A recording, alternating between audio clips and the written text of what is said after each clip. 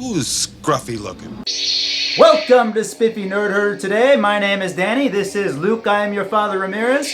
And today, there are a lot of rumors going around about Kathleen Kennedy potentially leaving Lucasfilm. So, I thought it'd be fun. Let's go through the top 10 choices of who could replace the big woman on top. With 10, we have the man, J.J. Abrams. I don't believe what I'm hearing. Basically, we know what Star Wars would look like if he took over, since we've already seen what he's done. Plus, there'd be a lot of lens flares. Reckless is he. But JJ is known throughout town for coming up with the best television shows and coming up with the best overall arcs. So, he very well could be the right man for the job. No, there is another. And for number 9, we have quite possibly the most hated man in the Star Wars universe right now, Rian Johnson, the director of Brick, Looper, and of course, Episode 8, which kind of divided the entire fan base. Luke Skywalker killed in episode 8! But let's be real here. If they were to choose Rian Johnson to take over all of Lucasfilm and all the creative control of Star Wars, you'd probably have a massive fan revolt and millions of people would die. At number 8, there is Ron Howard. Now, Ron Howard is the director, of course, of Solo, but not only Solo, but of A Beautiful Mind, Apollo 13, How the Grinch Stole Christmas. It's not a dress, it's a kilt! Sicko! He runs Imagine Entertainment. He has been around the block for years in Hollywood. He knows how to give service to fans, and Careful, cut me. Too hot. now at number 7 we have the Man in the Hat, Dave Filoni, the showrunner of Star Wars Clone Wars and Star Wars Rebels. I like the clones. He's a huge fan. However, being a huge fan is a little bit different than running a studio. And the rumor is that Disney does not think he's up to the challenge. This one might just be a fan wish.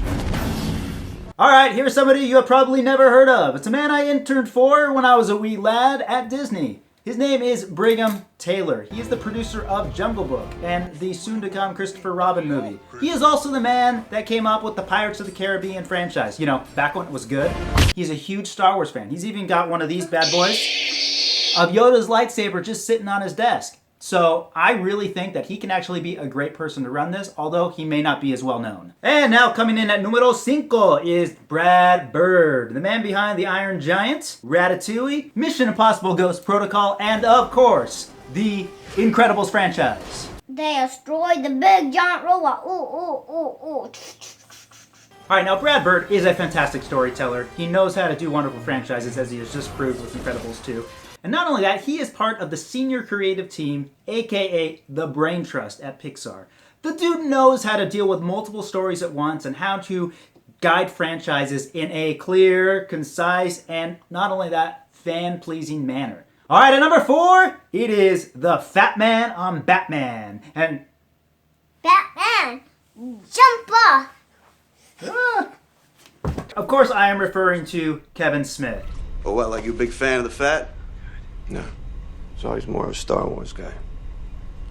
Star Wars guy. Who is this man? He's my... Diehard Star Wars fan. We all know it. Now, he's a very unorthodox choice for this position, but it's somebody that I would certainly take a serious look at and bring in and talk to determine what would be his plans for the franchise.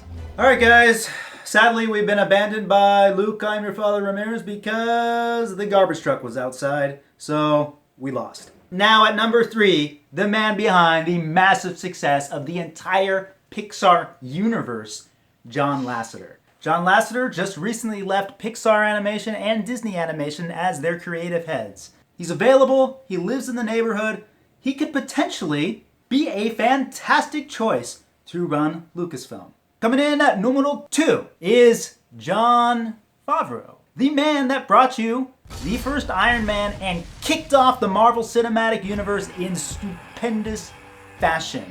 This is somebody who cannot be overlooked. In fact, he is even writing the very first live-action Star Wars television show, and I think it is well deserved. This is somebody who helped craft the MCU and brought it to us as we know it today.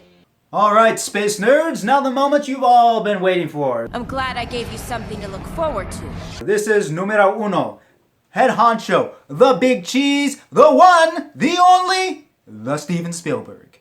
The king of the modern blockbuster. The creme de la creme. Nobody is better than giving audiences what they need than Spielberg. He designed and directed the Obi-Wan Anakin fight on Mustafar. He gave you Jaws, Jurassic Park, E.T., some of the greatest films that have ever been made. Spielberg is the man behind the curtain. No attention to that man behind the curtain. He has also run Amblin Entertainment and DreamWorks, SKG. Now, he has long stated that Star Wars is his friend George's baby and that he doesn't really want to get involved with that.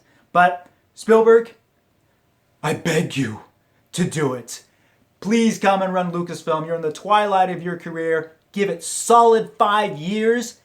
Put this baby back on course.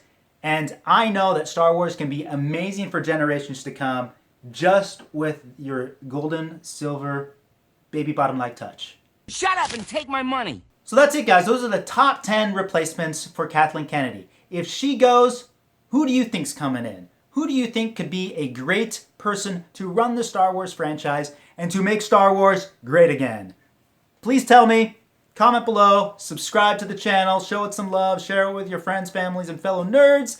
And remember, guys, don't do anything I wouldn't do twice. Have a good day.